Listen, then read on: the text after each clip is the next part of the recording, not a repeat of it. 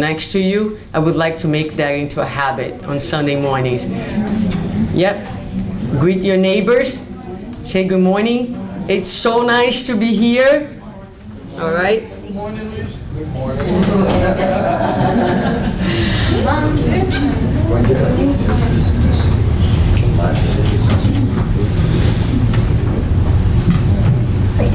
Okay, and it is December. So as traditionally we do every December, we spend the entire month thinking about Christmas and the meaning of Christmas, and it's a way in which we actually celebrate Christmas at the Spiritist Center and Spiritism in general. Besides eating and spending money, and we actually take some time to meditate about the meaning of Christmas, and that's one of the roles of the Spiritist Center, is to guide us in this process. So what is the meaning of Christmas for you?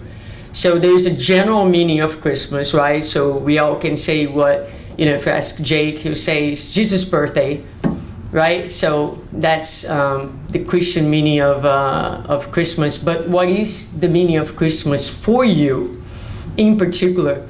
What does that mean to you in your journey, in your stage of evolution, where you are in your awareness? What kind of things would you like to see changing for the upcoming year? Because when we talk about the birthday boy, right? So, what is it that we have to offer? What is our gift?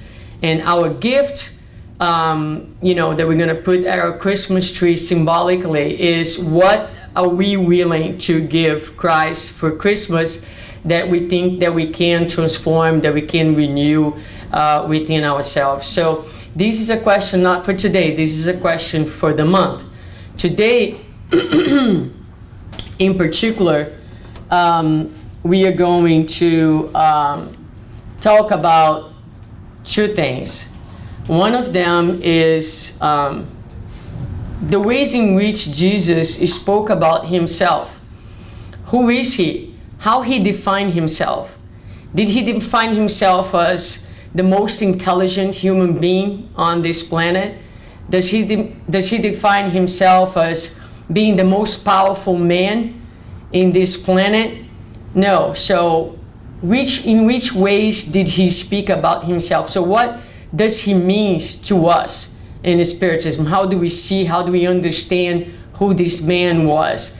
In his own words, not by what different authors have seen or spoken or studied him in different religions. How he defined himself, it's important. So what did he say he was? I am the, anyone? He said so many times, I am the light. The light. The light of the world. The light of the world, right? The way to the Father. Yes. The way, I am the way. So we're going to look at some of these definitions, and then on the second part, we're going to go into one of his invitations, the way that he invited us to be with him. All right, so, but in the Gospel, according to Spiritism, in chapter 1 of the Gospel, we find this text. One day God, out of his inexhaustible charity, allowed humankind to see the truth dissipate darkness. That day was the advent of Christ. Christ was the initiator of the purest and most sublime morality, the evangelical Christian morality that is to renew the world, bring men and women together, and make them brothers and sisters. A morality, in short, that is to transform the earth and to make it a dwelling place for spirits more highly evolved than those inhabiting it today. So again, this is in the first chapter of the Gospel. And so it speaks about the importance and the uniqueness of the advent of Christ. So it says that God, in its love as a father that he is, he thought, it's time to send someone to give these folks a hand. And so he sent us a Christ to be with us. And so that's a significant event.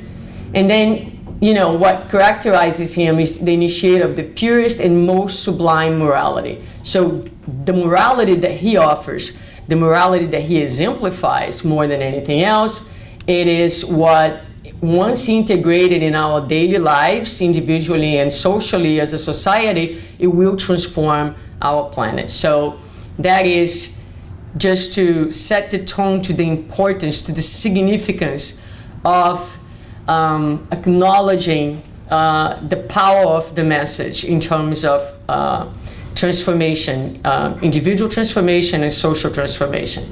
Okay, so with that in mind, I am. Who does Jesus say he is? And so he said, I am the way, the truth, and the life. I am the light of the world. I am the bread of light.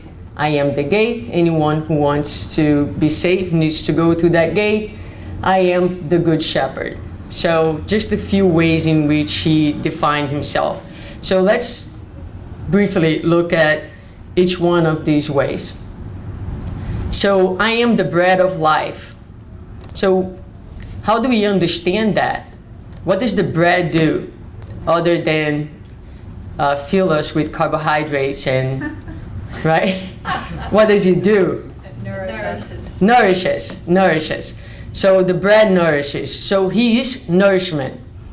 So when he says, I am the bread, he's not talking about the physical bread, obviously. He's talking about the fact that he is spiritual nourishment to all of us. And that different than our daily bread that we eat for breakfast, this bread you pass from one hand to the other, you distribute to whomever you want.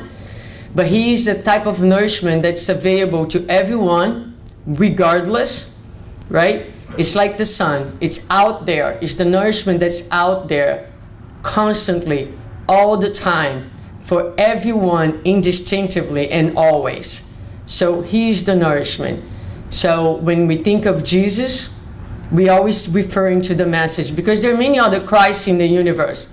We just happen to know this one. And so he nourishes because everything in him and about him is what? Love. And love nourishes. Love fulfills. And so he is the bread of life. So Emmanuel, in chapter 54 of the same book that Sherry wrote, in a message that I believe is just one before after the one you read, he says, because of our smallness, we would succumb to spiritual hunger and stagnate in the darkness of ignorance if it were not for the vine of truth and love that the Supreme Lord gave us in Jesus Christ. From this divine sap proceed all our lofty achievements as we toil on the earth. Fed by that sublime source, we must realize that without Christ, the world organization would crumble due to lack of foundation.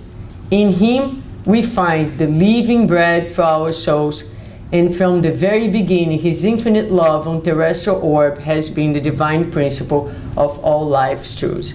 So I have a few passages of Emmanuel, most of them from The Way, the Truth, and the Life.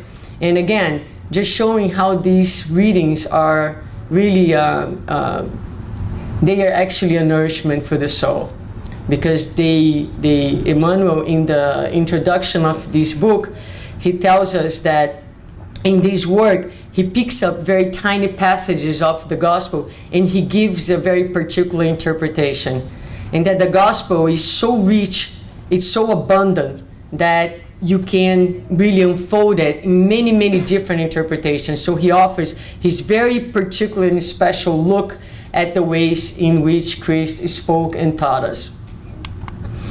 All right, but he said he's also the light of the world. I am the light of the world. So by that, what do we understand? His mission was to what? To enlighten, right? His mission was to bring clarity and light to the areas of darkness.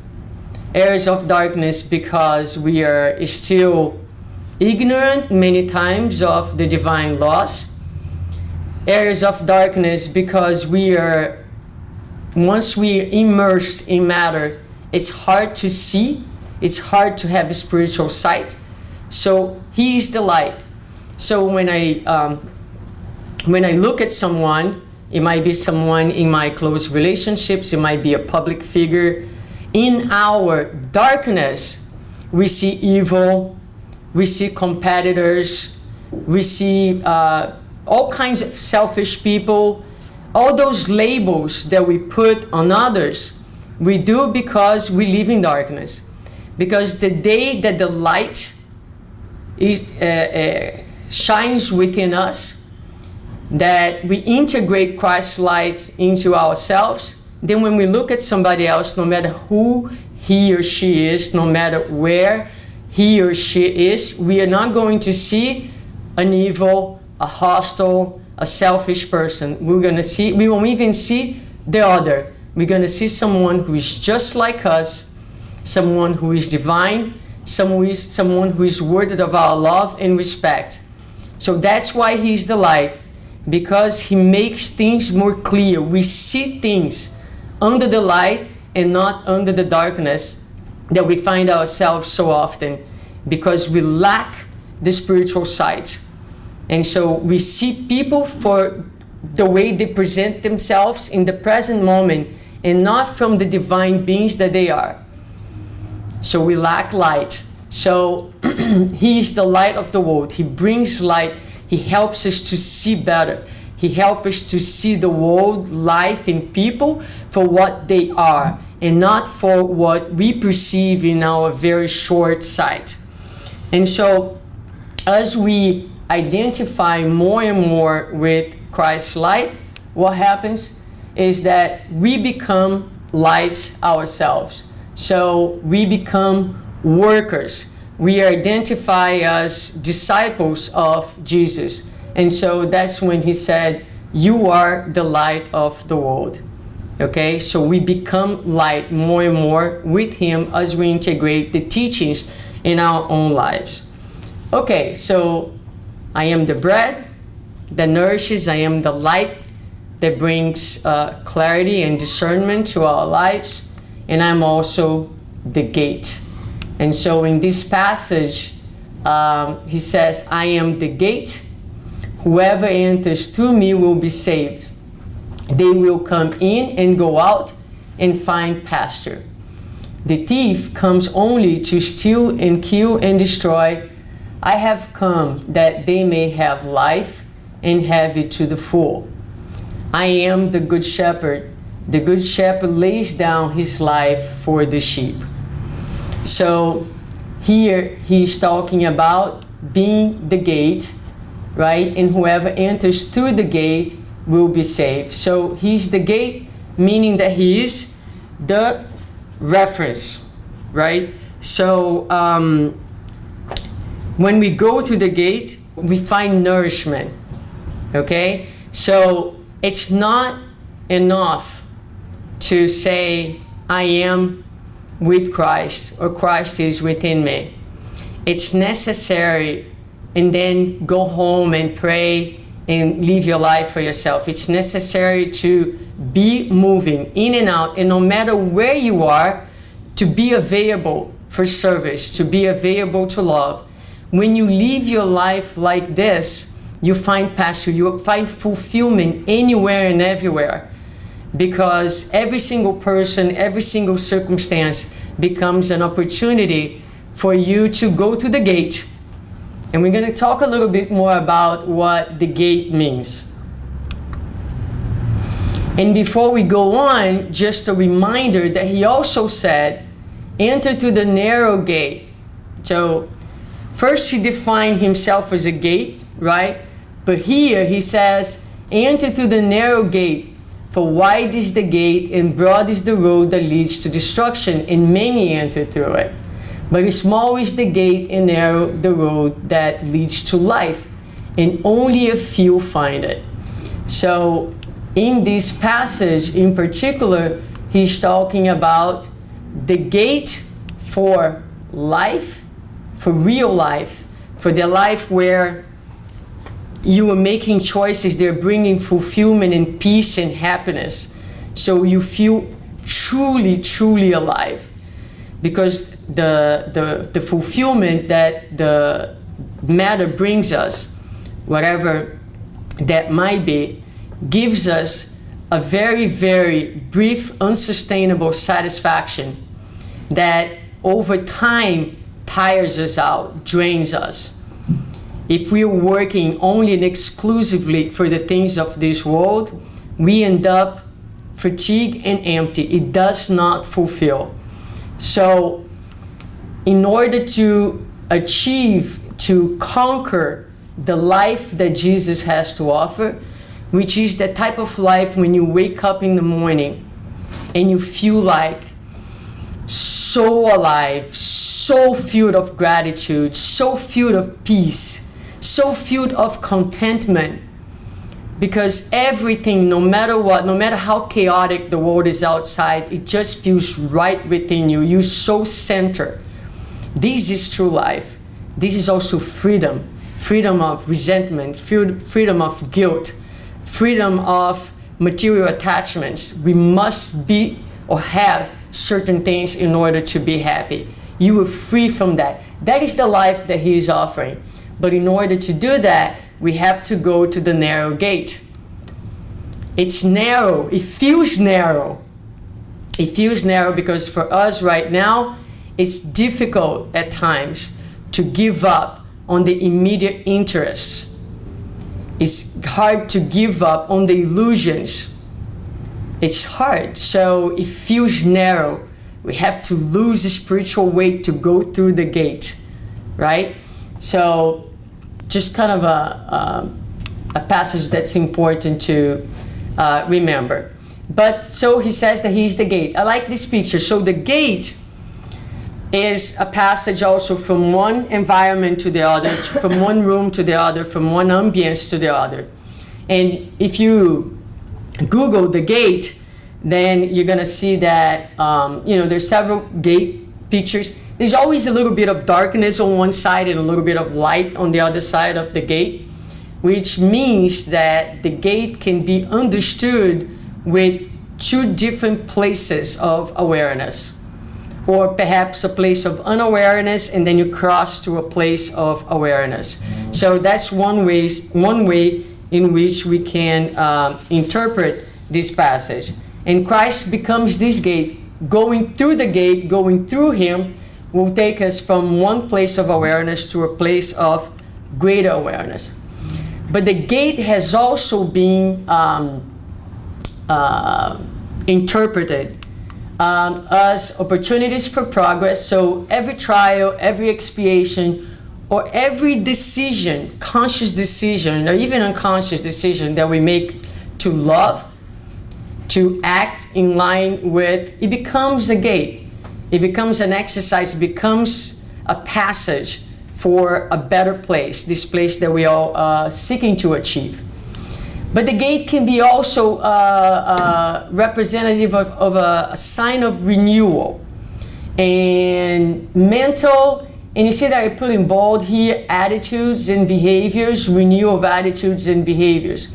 Because it's not enough to say and to repeat again Christ's words. We'd say that.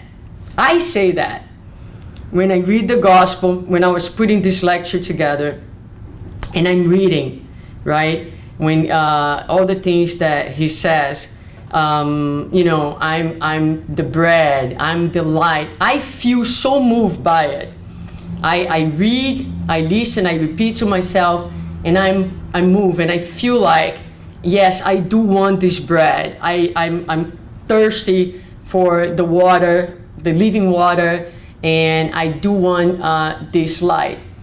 That's my mental renewal. It means that I'm mentally working on my desire for the new, for what the life that he has to offer. However, not always my attitudes and behaviors follow my cognitive, even emotional desire to be in a different place. So Emmanuel speaks of that when he says, whenever we see believers using fine-sounding words to address the Master, but whose innermost being has not yet been renewed, they are like prisoners bound in chains. These brothers and sisters may be at Jesus' door because of the sincerity of their intentions. However, they have not yet succeeded in entering his sanctuary of love. So I don't know about you, but I do identify with this passage. At times, obviously, right? It's not like we are multidimensional beings. There are some areas in which we are able to cross the door, at least one step into the door, right? And so many areas that we are at the door contemplating the idea to cross the door, to enter the sacred space, but it's still hesitating. It's still like, maybe in 2018, right? And we kind of postpone the entrance because there are other interests that still override this desire. And so that's why we need time, experiences, relationships, so that we are guided through experience, a lot of times through suffering, to difficulties, to a point where we say, no more, I'm crossing this door. I'm going through it. This no longer is serving me, okay? All right, and finally, he says that he is the way, the truth, and the life. So, no one comes to the Father except through me. So, again here, he did not mean to say that he, the man, was the only path, but certainly the things that he taught us that were also taught by many other big missionaries, such as love, such as compassion, generosity, benevolence, they are the way, they are the truth, right? And he was the missionary that not only taught about all those things, but again, he was able to live them in every single circumstance of his life. So if we want to reach that place of full life, the life that he had to offer, he is the way, he is the truth, and he is living in him, or him within us, we will experience this abundance of life that we all desire to achieve. So again, let's go to Emmanuel, and all that from the very same book that we read today. Sherry read in the beginning, The Way, the Truth, and the Life. Emmanuel comments in this passage, and he says, Jesus is the way, the truth, and the life. His imperishable light has shone down on Earth's millennia as the word of the beginning, and has pervaded the world for nearly 20 centuries. Each and every day, he prolongs his tolerance regarding our debts, our difficulties. It is in our best interest, however, to raise the standard of our will, to establish disciplines for our personal use, and to educate ourselves by getting in touch with the Divine Master. He is our benevolent friend, but we have neglected his counsel so often that we are prone to reaching dark regions of indefinitely postponing the inner illumination we need to acquire life eternal. So I just like this passage because, as we reflect into the new year and in all the things that Jesus is and means and offers us, it is in our best interest to raise the standard of our will, means to work on our will. Sometimes we say, I want to do differently, but it's a very superficial wanting, because emotionally we're not quite ready to let go of old behaviors, of old relationships, of old paradigms. We're not ready yet emotionally. So anything that we say cognitively without an emotional follow-up, it's still on very shallow waters. So it's more than just saying, I want to do this. Internally, we need to be ready to move from one edge to the other, to cross. And a lot of times we are not. But we can establish discipline. So I always say that the work of inner transformation has two directions. The most powerful and lasting transformation that we can perform is when we change from within. So understanding our emotions, understanding our wounds, understanding why we do the things that we do, right? And healing. Once we heal the emotional self, then it's easier to transform. But we can also, in the meantime, use of discipline. So you can say, I want to do this so badly. I still don't understand the reasons why within me I need this type of behavior, or I need this type of making this type of choice. I don't understand. I'm going to continue to work on understanding. But I also know that this no longer serves me. So out of discipline, I'm going to choose not to do. But that takes courage and takes also a tremendous faith that at the very end of the day, it's going to be a worthwhile effort. Because it's much easier to say, I'm not going to do this anymore when you don't feel the need to do that anymore. But when the need is still in you, it's a big effort. The spirits tell Allan Kardec in the Spirits book that Kardec asked the spirits if we sin when we think of things that we shouldn't do, and if there is merit, where is the merit? If there is merit in resisting those things, and so the spirit says yes. That the goal is not to wish those destructive behaviors anymore, but that there is also tremendous amount of merit when we still are filled with those desires that don't serve us, but we can resist them. There's tremendous amount of merit in the resistance. So Emmanuel, always, he's a big fan of discipline. That's what he prescribed to Chico Xavier, the medium that he worked with. He said, okay, we're going to be with you, protecting you and guiding you, but on your end, there are 3 requirements. Discipline, discipline, and discipline. And so many of us are not very good in this area, so something that we might want to reflect for the new year. That work, establish disciplines, okay, to help us to get in touch with the Divine Master and to speed up our process of enlightenment. Okay, so now that we know all that He is, all that He means, a question for Christmas is, how much are we tapping into these resources in our life? How much are we eating from this bread?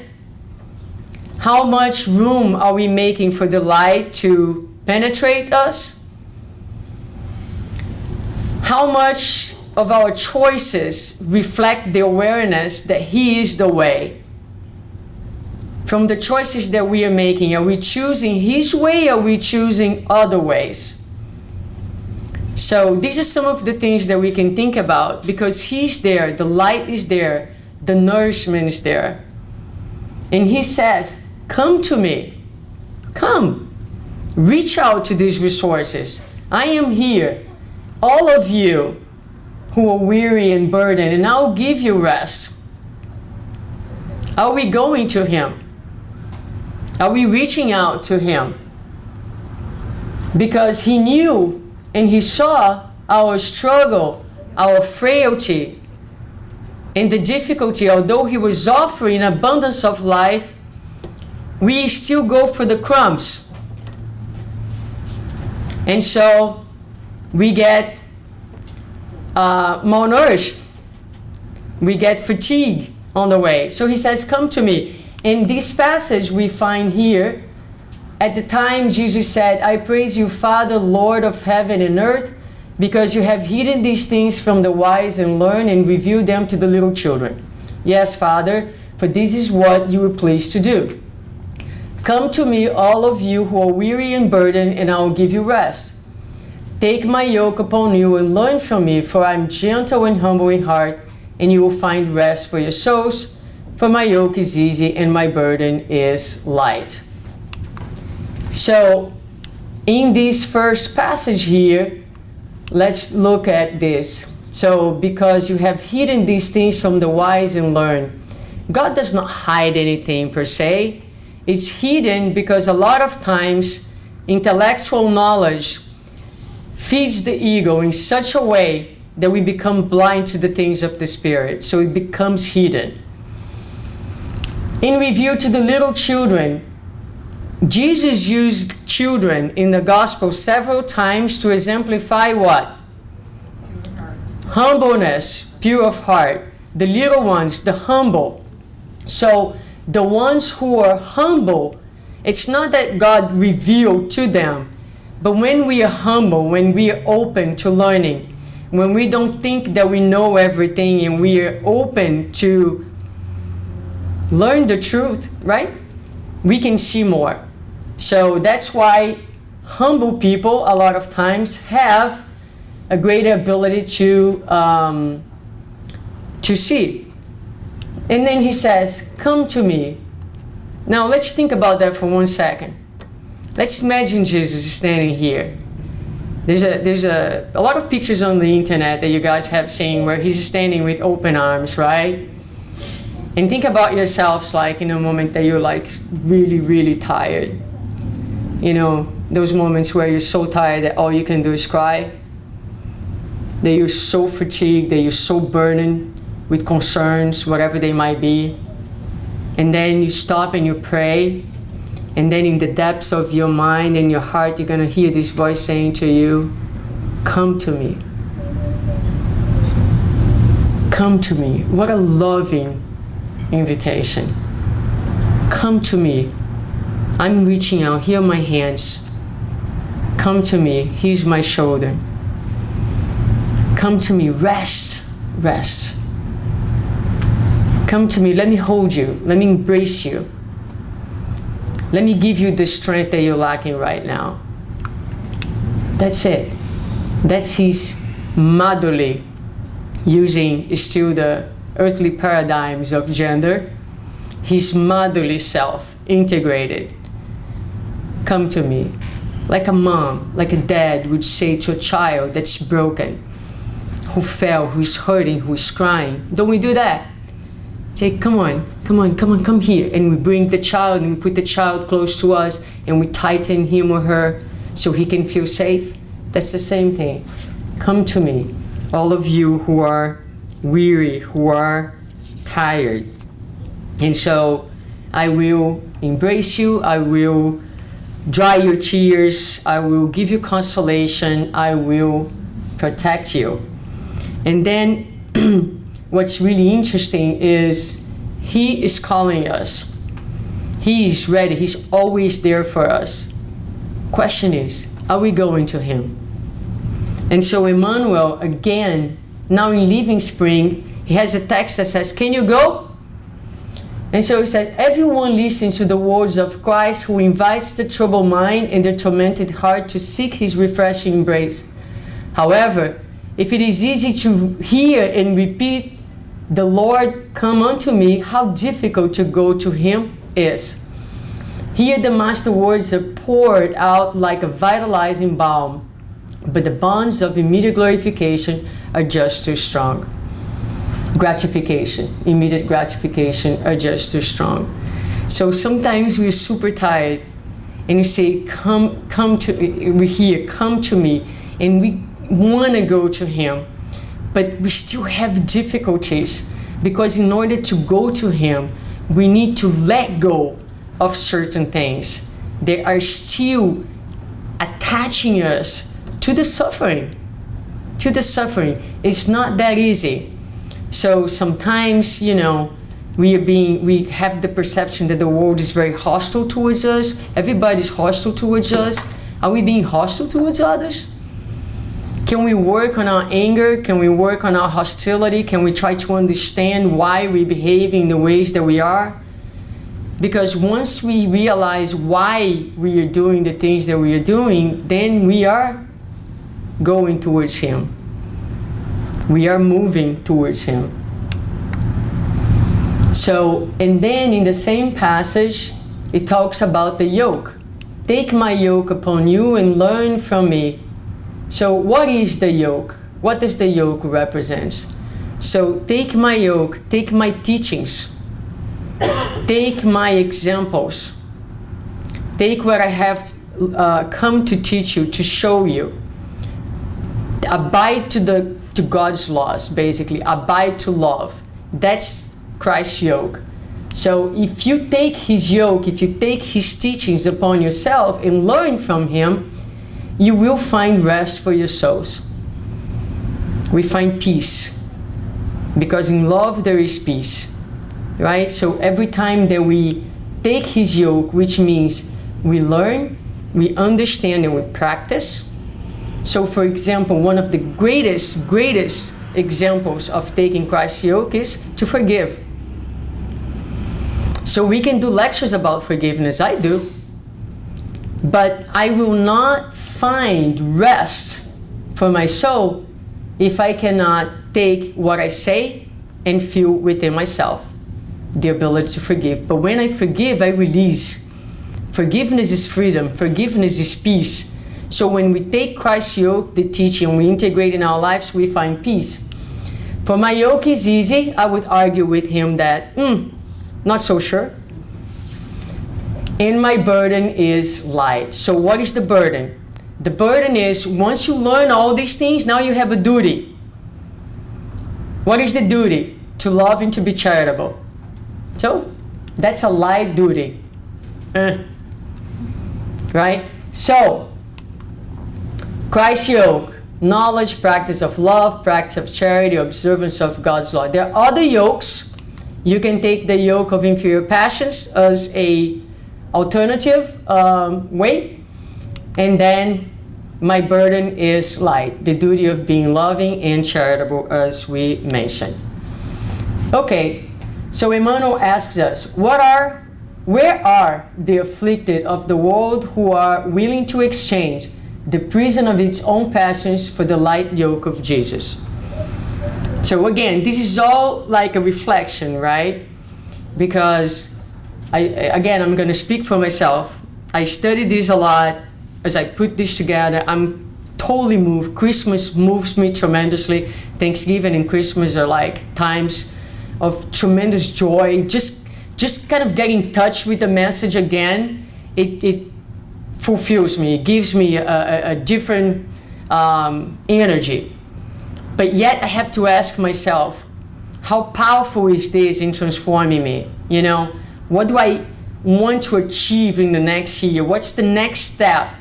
You know, I would like for the next year, in celebration of Christmas, be able to tell Jesus, I'm going to take 2 more steps towards you, accepting your invitation.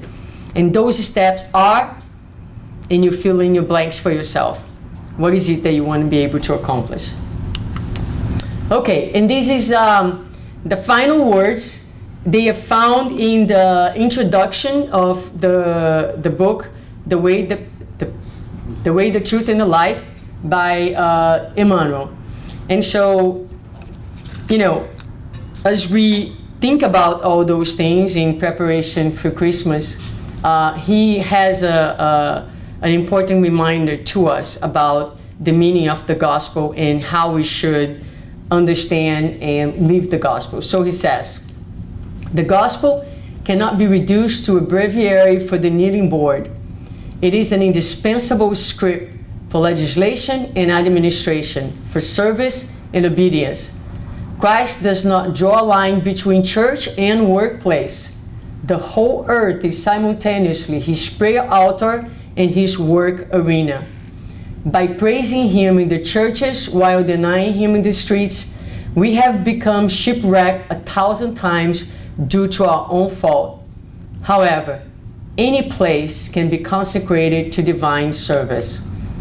Many disciples in the various Christian denominations have gotten involved in theological investigations, transforming the Lord's teachings into a dead relic on altars of stone. Nevertheless, Christ hopes that all of us may make his gospel of love and wisdom a prayer companion, a textbook for our daily learning experience, an inspiring source for our humble actions in our daily work, and a code of good manners for fraternal interaction. This is outstanding, no? So it's really the final message for us today as we start to do our shopping and think about what we're going to eat for Christmas and all those good things, because they're all wonderful. It's a time of celebration, right? Let's remember this. We, each one of us is a missionary. We are disciples of Christ. So in the times of need, let's reach out to him, because he is an abundance of love and nourishment to all of us. In doubt, he is the reference. Remember his gospel. If you don't know if what you're going to do is good or bad, just abide to the main and most important principle that he taught us. If you were the recipient of your own action, would you like to be receiving that? If the answer is not, don't do it. Don't do it. So use this principle to guide your life, right? And let's work in moving towards him, because he is with us. He has been with us since the creation of our planet. He's the light that has shined through all the centuries, as Emmanuel has said. But we need to open up to the light. We need to let it in. And we need to become light everywhere. Everywhere. Not only here in the Spiritist Center, where it's probably the easiest place to be nice to each other. But we need to take the goodness, the message, his examples, and shine out there so that we can be a light in our own lives and in the lives of others, making life for everybody better. So thank you. And at this time, we still have about 8 minutes. So are there any questions, any comments?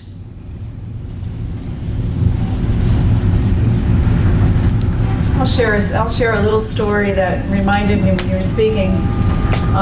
Obviously, at a physical level, but my son, you know how moms always know when their children something is going on, and I called my son about a month ago, and when he said hello, I went, "Are you okay?" And he's like, "I'm okay." And I said, "Well, no, really, what's going on?" And to make a long story short, we talked about other things. We hung up. He would not take my phone call for the next few days. Asked his brothers, "Do you guys know what's going on?" "No, he's fine." A month, but I let it go. I stopped asking him, but I kept on calling him and kept on calling him. A month later, he called me up and he said, "Mom, we had a miscarriage." And then he just let it all out, and it was amazing the love that happened when he, it's kind of the same thing. Christ is there for us, and once he came to me, I could feel the lightness coming on him. I felt the bonding between us and the love. So it's pretty amazing. Yeah, it's a great analogy. And sometimes that's what pain will do, the struggles will do. It kind of breaks our resistance in a way that we open up and we surrender. And then, those are times where a lot of times we feel God the closest, because we open to its presence. One of the things that we need to get better in doing, all of us, is to try to nourish this level of communion at all times. All times. Pain has a particular thing because it does, I don't know if you have ever felt this way, but for me it's so clear, it's so obvious because what it does, it takes all my cognitive defenses away. So you kind of raw with your father, and which was where he was. We went raw and spoke, so you connect in a different way. But we can seek, certainly, and achieve connection not only through pain, but just by being emotionally present and honest with ourselves in first place, and then with God, and just try to keep working on that connection. Very good. Anyone else would like to say something or share? No? Okay, great. Very good. So we are going to close